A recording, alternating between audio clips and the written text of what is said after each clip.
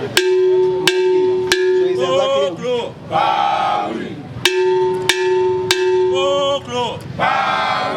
dio no ko. Nwa man chan we nyina. Nwa man ka lo we nyina. Nwa pa so we nyina. Aga bi bu be. E jang mena tu ne ke ya ne. Nwa ma e kwa to ela ko mi aga se ko fe mo be nwa ma mi don. Ni ho fe mo ni be e wa nwa man tele mi pe. Aga nwa gbeji e fa.